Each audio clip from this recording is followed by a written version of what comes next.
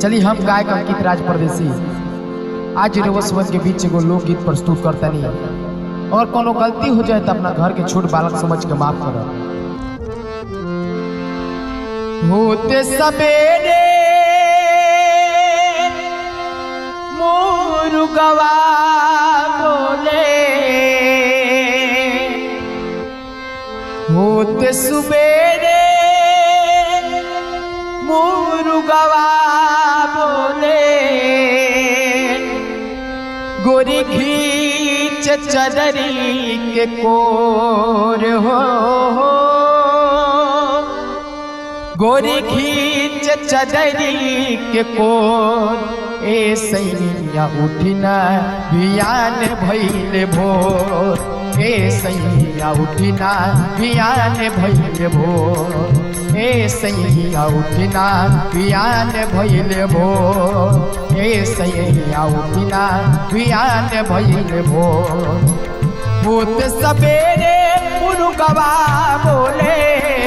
होत सवेरे मुर्गवा बोले, गोरी खींच चदरी के कोर हो,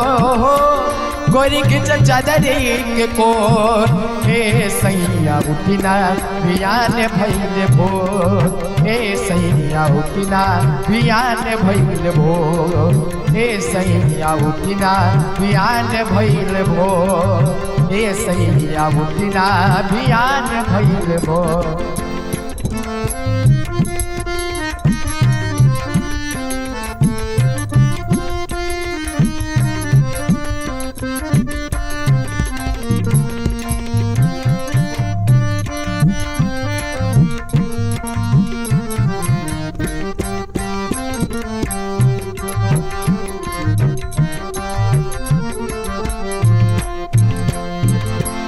सब कर खेतवा में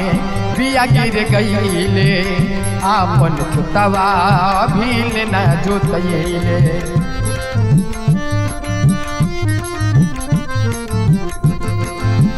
सब कर खेतवा में बिया गिर गईले, आपन खेतवा भील न जोतैले, बाबूजी बोली ले बाड़ा जोड़ हो,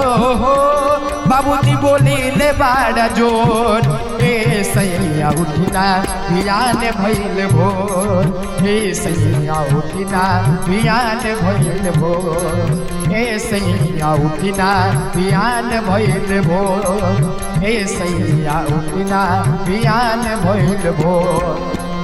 होत सवेरे मुर्गवा बोले, होत सवेरे मुर्गवा बोले, गोरी खींच चदरी के कोर हो, गोरी खींच चदरी के कोर, हे सैया उठिना बियान भइले भोर, हे सैया उठिना बियान भइले भोर, हे सैया उठिना बियान भइले भोर, हे सैया उठिना बियान भइले भोर।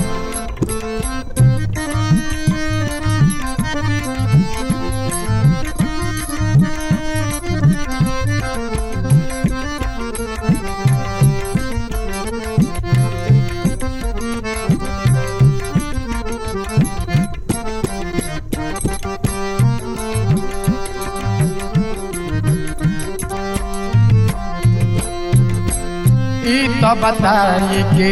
एह बिल सूतता, गैया बछरुआ दलनिए में कुकता,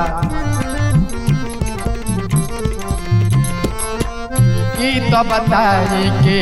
एह बिल सूतता, गैया बछरुआ दलनिए में कुकता,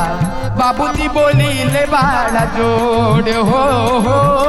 बाबूजी बोली ले बाड़ा जोर ए सैया उठिना बिहान भइल भोर ए सैया उठिना बिहान भइल भोर ए सैया उठिना बिहान भइल भोर ए सैया उठिना बिहान भइल भोर होत सवेरे मुर्गवा बोले होत सवेरे मुर्गवा बोले गोरी गिच चदरी के कोर हो